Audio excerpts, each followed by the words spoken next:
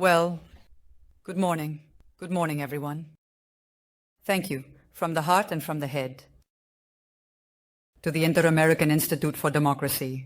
Thank you, dear Carlos, Beatrice, Director, and all of you for this morning. So happy for me here in Miami. I have taken a tour of this wonderful Diaspora Museum, and it's a must-see for anyone who wants to understand how tough it has been. And the battle for freedom continues in so many places. And how cruel and powerful their enemies still are. This award honors and surprises me.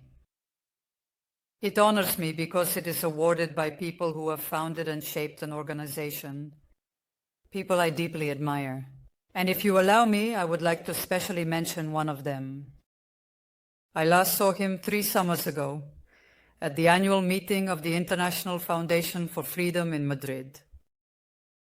He spoke at that forum with words full of, like all of his, with intelligence, courage, beauty, and a sense of humor. And he did it slowly, playfully, with the help of his daughter, and in the moved gaze of a legion of admirers and friends. Many of us cried at that event, and about a year later, we also cried for his death. Carlos Alberto Montanar was an intellectual, moral, and vital reference. And a gentleman, a man as men should be, and by men, I also include women, of course. A free man, free, without respite, free until the last moment, free until the end. And from here, I want to send my thoughts, my tribute, and my embrace to his family. I said that this award also surprises me. And it is an award for opinion journalism given to an active politician. And to a politician who, in the bloody, sometimes raw contemporary battle between opinion and facts, he clearly sides with the facts. Politicians have lost respect for the facts, and journalists, who were the guardians of the facts against the politicians, have switched sides. The result is a madness and a carnival. Facts are considered opinions, and opinions are considered facts. And the truth has died, or almost. I could theorize at length about this issue and also about the evolution of freedom of expression in recent years. How political correctness degenerated into cultural totalitarianism. How now the right to offend and to be offended, which I advocate as a foundation of tolerance and therefore of democracy, begins to be confused with the right to lie with impunity. Thank you. And how our first obligation as Democrats is to prevent that false right, the falsification that characterizes dictatorships, from being adopted by our democratic orders and our leaders. We cannot renounce the truth in the name of freedom. Without truth, there is no democracy. It would simply be a West. Deep-seek, to put it in a Chinese way. That West deep-seek, that would be a paper tiger. I said I could go on about these issues, but today I don't want to get lost in abstract discussions. Nearby, millions of people survive under a criminal regime. Nearby, an extraordinary woman, a heroine, is fighting underground for the liberation of her country. Yes, Maria Corina Machado. I dedicate this award to her. And that's why I want to talk today about Venezuela, which means talking about Cuba and Nicaragua and Bolivia and Spain and Europe and the United States and the whole of the West. That is to say, about who we are and who we want to be. And I want to do it with a practical spirit. So I'm going to present to you a modest plan for Venezuela. An alternative to the cocktail of cynicism and resignation that circulates in the fancy penthouses of the international community. That plan has 7 points that I will try to break down in a concise manner. I've been told 7 minutes, but I might go a minute longer. First of all, how could I not to tell the truth and face the consequences. On the night of July 28, in the face of the shameless theft of the elections by Maduro and his gang, Maria Corina uttered a brilliant, decisive phrase. She said, "Defending the truth is not violence. Violence is to desecrate the truth." Indeed. That's where the astonishment and scandal come from. The rhetorical contortions, the complacency of a good part of the international community. At this point, there are still democratic governments that do not classify Venezuela as a dictatorship. These 4 words, Maduro, is a dictator. They refuse to say them, looking for excuses, subterfuges, euphemisms. They get tangled up in their own prose, just to avoid saying it.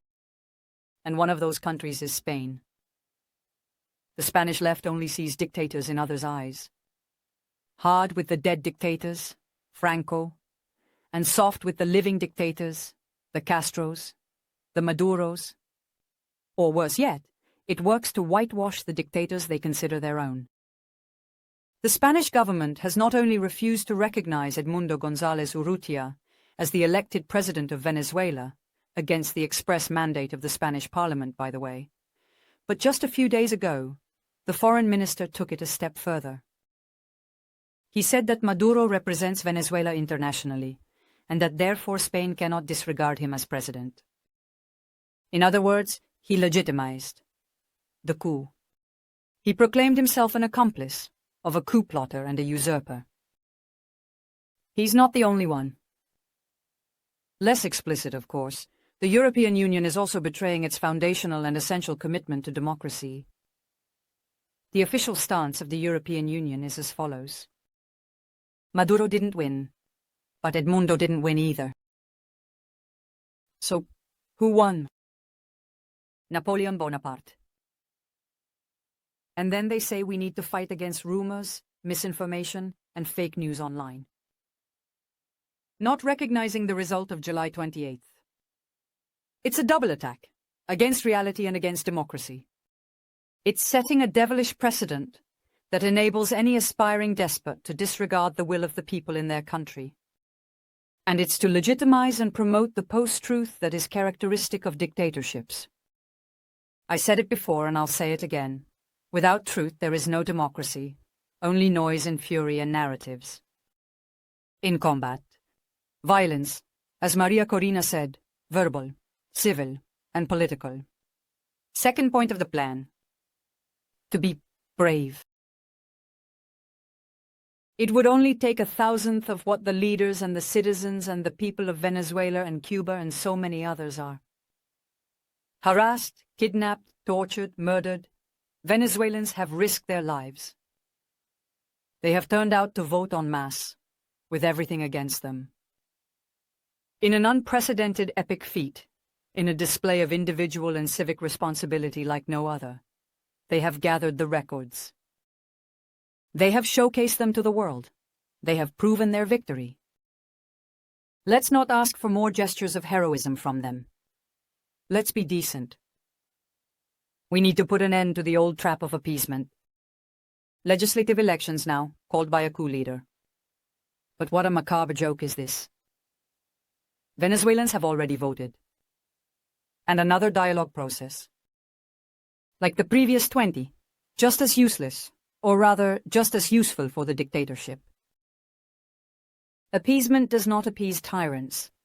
On the contrary, it emboldens them. Appeasement only soothes tender consciences and the deep pockets of their sponsors. It's a thriving business. And if not, ask José Luis Rodríguez Zapatero, the champion of dialogue, a shameless operator for Maduro, and mind you, for China. A man who traffics in the suffering of political prisoners. An individual capable of using the kidnapped son-in-law of the elected president as a tool for blackmail. A disgrace for Venezuela and a shame for Spain. Fortunately, the whole world is getting to know him.